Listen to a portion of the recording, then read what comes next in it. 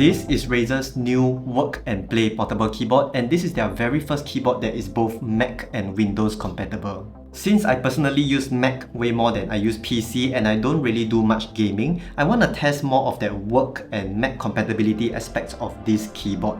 This is something that I don't really see many of the other reviewers cover, and to add more value to this review, I will also do some comparisons with the Magic Keyboard, the Keychron B1 Pro, as well as the Logitech MX Keys Mini, which are all pretty popular scissor switch keyboards in the market right now. Razer did send me this unit for free, but they did not get to be involved in any part of this review. First up, let's talk about the design. The case of this keyboard is made of aluminium in order to keep the weight down and make this keyboard portable. The texture of the keycaps is very similar to the keyboard on the MacBook as well as the Magic Keyboard, and it is not as grainy as something like the Keychron B1 Pro. But because of the black color and the smooth finish, it does collect some oil stains and fingerprints quite easily, just like the black keyboard on the MacBook Pro. This keyboard has laser-etched characters on it for fade resistance, rather than the stickers on the Keychron B1 Pro. The secondary special characters have a darker shade to it, which can make it a little harder to see in a dark room even with the RGB backlights on. Another consideration is that the aluminium case is slightly malleable in my opinion. I say this because on the very first day of using this keyboard, I noticed that it had some wobble after taking it out of my bag. I thought it was because the table I'm sitting on was uneven, so I switched tables, but the wobbling still continued to happen. So I tried to apply a twisting force to the keyboard using my hands, and I realized that I managed to actually fix the issue. And when I tried to twist it in the opposite direction again, the wobble came back. But maybe Razer could have included a slim hard case for this keyboard in order to prevent this from happening when it's inside your bag. Next up, let's talk about portability. Razer intended for this keyboard to be light and portable so that you can bring it around for work as well as for play. To give you an idea of how light this keyboard is, here are some weight comparisons of other scissor switch keyboards from other brands.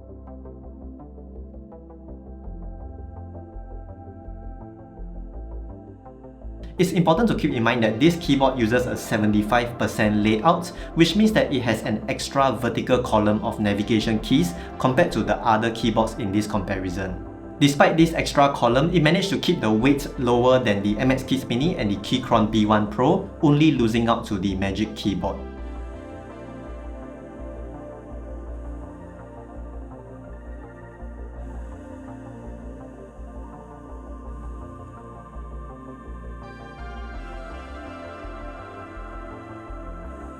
As for slimness, at its thickest point, it is on par with the Keychron B1 Pro, slimmer than the MX Keys Mini, but thicker than the Apple Magic Keyboard. But it will have no problem fitting into bags that are more than 6 liters in capacity, and here is a visualization of how much space it takes up in bags of different sizes.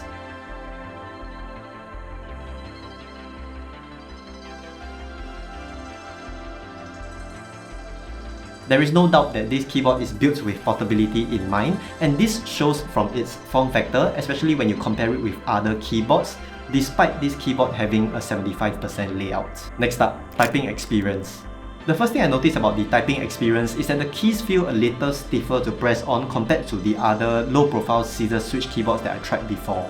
But it's not stiff to the point where you should be worried about finger fatigue, because I could type my YouTube scripts continuously on this keyboard for more than an hour without issue. The key travel sits somewhere in between the Magic Keyboard and the MX Keys Mini. It feels sufficiently spacious, the key pitch and the key size are all pretty adequate. My regular typing speed is about 100 to 110 words per minute with above 90% accuracy, and I was able to hit that typing speed on this keyboard. The modifier keys are slightly thinner than the character keys, but they are still wide enough and I have no problems hitting them accurately during video editing. The spacebar is also not too wide, unlike some of the other keyboards, so it will be easy for your thumb to reach the command key if you're a Mac user. The arrow keys are full-sized ones instead of the smaller ones on many of the other keyboards. The height and inclination is nothing aggressive, so there's a very low chance that you will need a wrist rest or get wrist discomfort from using this keyboard. Next up, the typing sound. I'll let you listen to how this keyboard sounds like compared to the other keyboards.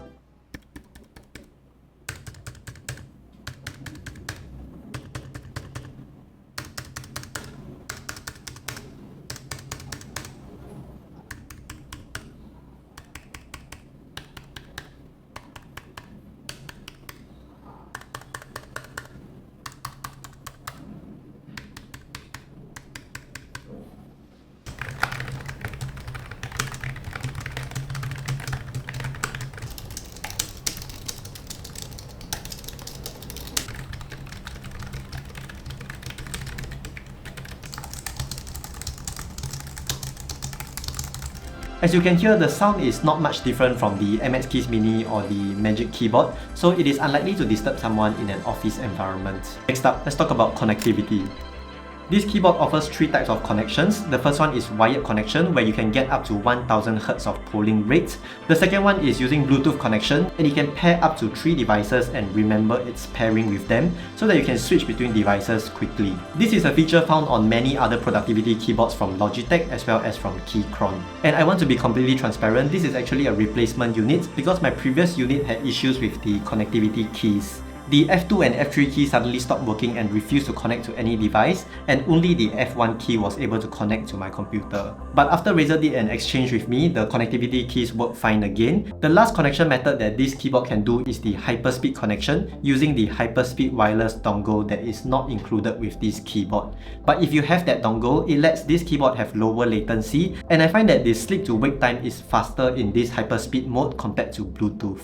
I haven't really seen other reviewers go into detail on how compatible this keyboard is with Mac devices, so I tested this aspect and I want to share my thoughts on it. Firstly, I noticed that the position of the Option and Command keys are switched when using this keyboard right out of the box, and you have to connect to the Mac version of Razer's Synapse app in order for the position of these two to be switched back to the Mac layout. Secondly, the media keys at the top will not work when you first pair it with your MacBook, and you will need to go into the Razer Synapse app to approve the driver extensions in order for the media keys to work.